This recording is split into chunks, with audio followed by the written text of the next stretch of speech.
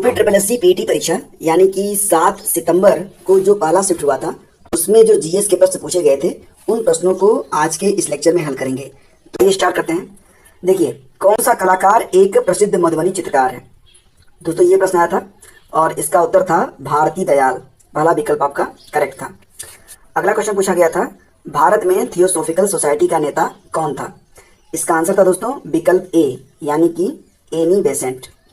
अगला क्वेश्चन पूछा गया था, क्वेश्चन नंबर 3 ये था कि 1 वाट किसके बराबर है? तो दोस्तों 1 वाट बराबर होता है 1 जूल प्रति सेकंड के, यानी कि सही जवाब था इसका विकल्प डी। ठीक है। फिर अगला क्वेश्चन था कि कौन भारतीय मानसून को प्रभावित करता है? तो फ्रेंड्स भारतीय मानसून को अल्नीनो भी प्रभावित करता है, तिब्बती पठार भी और जेट स्ट्रीम्स भी, यानी कि उत्तर है आपका ऑप्शन डी। अगला क्वेश्चन नंबर, संविधान के अनुच्छेद 44 में कहा गया है कि भारत के पूरे क्षेत्र में राज्य नागरिकों के लिए सुरक्षित करने का प्रयास करेगा। क्या?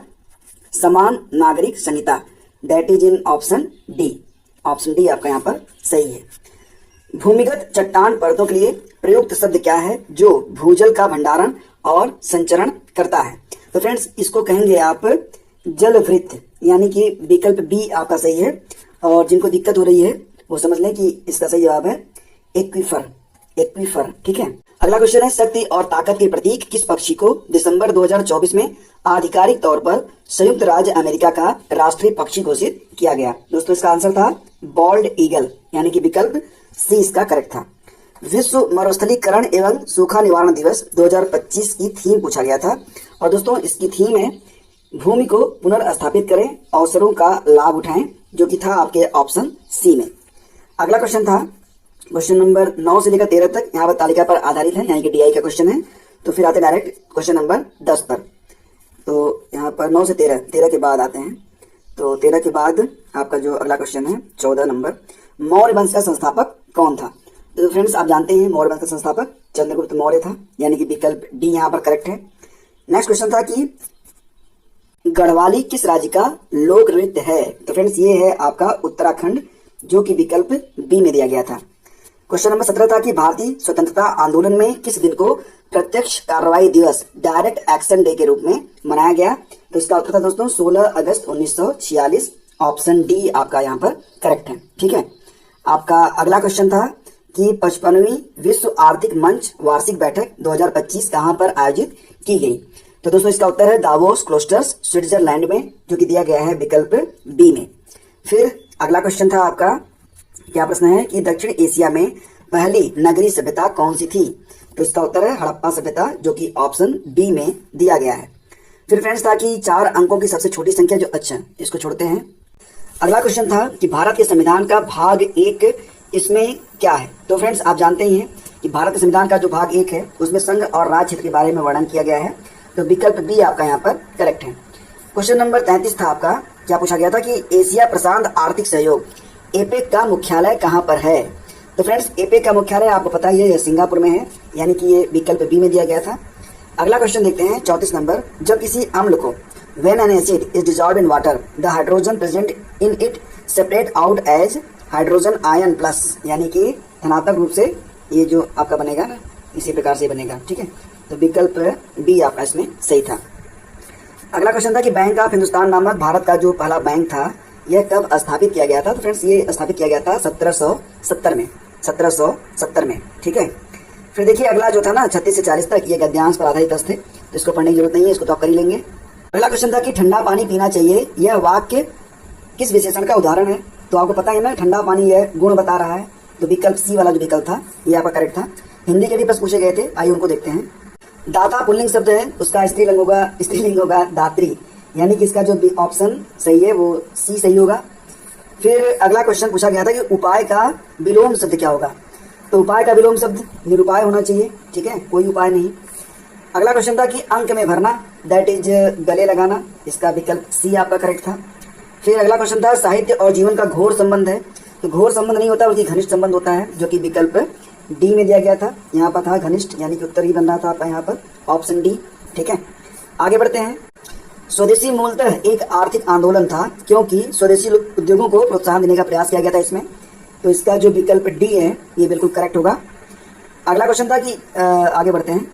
धौलागिरी पर्वत ये नेपाल में दोस्तों है, तो इसका विकल्प डी आपका करेक्ट है। ठीक है, अगला क्वेश्चन देखते हैं। Defence research and development organisation DRDO द्वारा विकसित नाग मार्क 2 यह एक एंटी टैंक गाइडेड मिसाइल है, यानी कि इसका उत्तर विकल्प बी में मिलेगा आपको। ठीक है, नेक्स्ट आगे बढ़ते हैं। अगला क्वेश्चन कि मोनोजाइट रेत में कौन सा खनिज पाया जाता है, तो इसमें मिलता है आपको थोरियम। थोरियम मिलता है आपको। जैन धर्म के 24वें और अंतिम तीर्थंकर माने जाते हैं वर्धमान महावीर, विकल्प बी दिया गया है इसमें। और भारतीय संविधान के अनुच्छेद 23-24 में क्या है, शोषण के खिलाफ अधिकार है, यानी कि ऑप्शन ए करेक्ट होगा, राइट अगेंस्ट एक्सप्लॉयटेशन। अगला क्वेश्चन, अंतर्राष्ट्रीय ओलंपिक दिवस ये होता है आपका 23 जून को, ऑप्शन सी करेक्ट है। ये देखिए 20 मिनट 1 घंटे का कितना प्रतिशत है, तो 20 तिहाई 60 होता है, 1/3 है, यानी कि 33.13% ही इसका उत्तर होगा। हालांकि इतना सरल था कि इसका आंसर निकल गया, करवाना नहीं था, खैर कोई बात नहीं। साहा परमाणु भौतिकी संस्थान ही मिलेगा आपको, कहाँ पर, कोलकाता में मिलेगा, विकल्प बी में दिया गया है। अगला क्वेश्चन था कि जल बीज उर्वरक प्रौद्योगिकी लोकप्रिय नाम से जाना जाता है, तो यही थी आपकी हरित क्रांति, यानी कि विकल्प सी आपका दिया गया है सही। भारत के किस राज्य पर डलहौजी द्वारा कब्जा करना ब्रिटिश आक्रमण का सबसे अनुचित कार्य था, तो दोस्तों अवध पर, यानी कि अवध पर बिल्कुल अनुचित तरीके से कब्जा किया गया था, ऑप्शन डी आपका करेक्ट है। अगला क्वेश्चन क्या है देखते हैं। अगला क्वेश्चन था कि जब प्राकृतिक गैस मीथेन हवा में ऑक्सीजन के साथ जलती है तो इसमें कार्बन डाइऑक्साइड और जल बनता है, पानी बनता है, कार्बन डाइऑक्साइड और जल।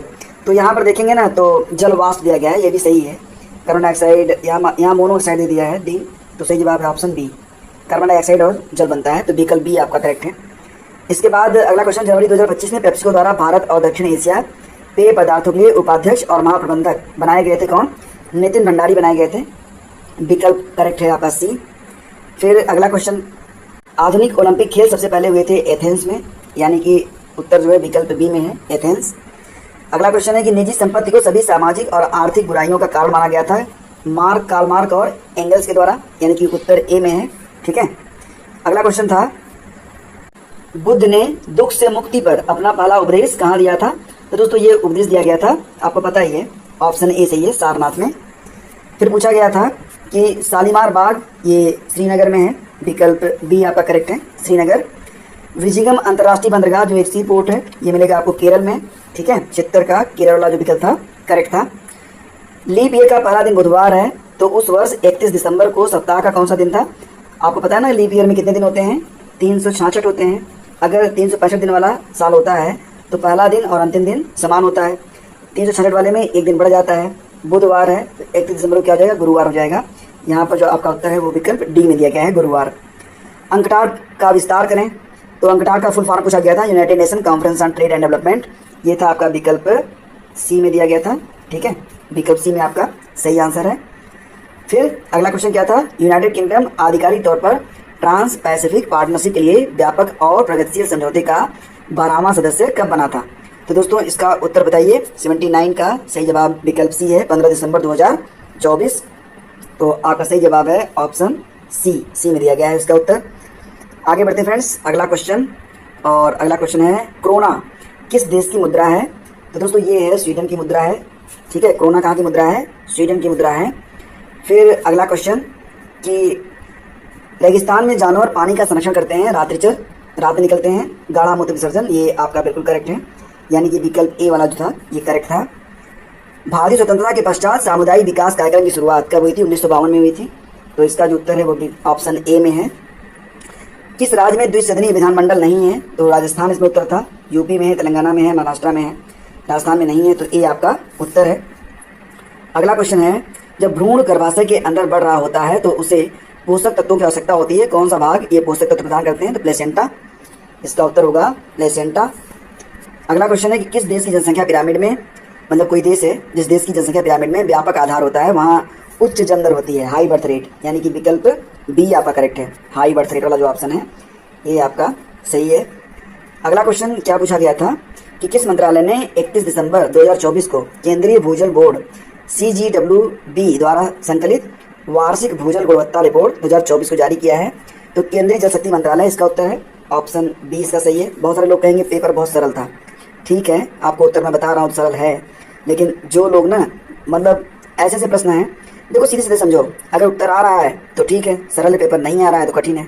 अब यहाँ पर जो करंट पूछे गए हैं बहुत ही अप्रत्याशित है, कोई फिक्स टाइम इंटरवल से नहीं है, तो करंट में तो हालत खराब रही होगी। और स्टैटिक जीके में भी जो प्रश्न पूछे जा रहे हैं वो जहाँ तहाँ से पूछे गए हैं। शिमला सम्मेलन ये पहली बार हुआ था 1945 में, तो ऑप्शन डी आपका सही है। कट ऑफ बहुत नहीं जाएगी, देख लेना आप, ऐसा नहीं है कि कट ऑफ का मतलब हाई स्कोर वाले बहुत ज़्यादा होंगे, ऐसा नहीं होगा। सर्वथा भिन्न क्या होगा इसमें, तो देखो बेस्वाद, बाकी तो स्वाद में है, तो ऑप्शन ए इसका करेक्ट है। कोई मतलब नहीं है, अगली बार क्वेश्चन आएगा नहीं।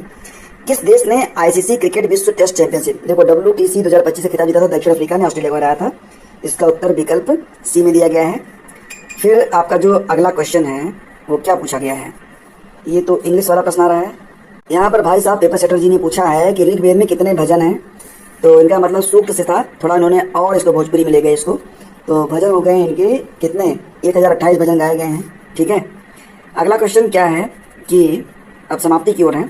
विनोद ने विशाल को अपने पिता की पत्नी के इकलौते भाई के बेटे के रूप में पेश किया। अब ये सब मेरा भाई होगा भाई, थोड़ा सा समझोगे तो आराम से हो जाएगा। ठीक है, चिंता करने की बात नहीं है इसमें। राष्ट्रीय कृषि नीति संसद में कब प्रस्तुत की गई थी दोस्तों, तो ये 2000 में प्रस्तुत हुई थी, और 28 जुलाई 2000 में। अब देखो इसको ही कौन याद करके गया होगा, तुक्का ही लगा होगा, जिसका सही हो गया सही हो गया, जिसका नहीं हुआ नहीं हुआ। ठीक है, तो तुक्के बहुत लगाए गए, आपने देखा होगा, तुक्कों पर आधारित प्रश्न बहुत थे। Indian space research organisation ISRO ने अंतरिक्ष में कौन सी फसल सफलतापूर्वक उगाई, खैर ये तो लोबिया था, इसका उत्तर विकल्प सी आपका सही था। और भारतीय संविधान के अनुच्छेद 170 में कहा गया है कि राज्य विधानसभा में अधिकतम 500 सदस्य और न्यूनतम 60 हो सकते हैं, तो 5 वाला जो विकल्प था ये सही था। ये आपका पूरा जो जीएस है कंप्लीट हो गया। बाकी जो प्रश्न है उनको मैं चारों शिफ्ट के एक साथ करवाऊंगा। ठीक है, 6 और 7 के जो जितने भी DI दिए गए हैं और मैथ के हैं, सारा आपको एक ही वीडियो में मिलेगा, तो उसको देख लेना। ठीक है, नेक्स्ट टाइम आपके काम आएगा। और हाँ, ये सेशन आपको दोस्तों पसंद आया तो आप लोगों से एक विनम्र निवेदन है कि प्लीज़ इस वीडियो को आप लाइक कर दें, इसे शेयर कर दें, और चैनल पर पहली बार हैं तो सब्सक्राइब कर लें।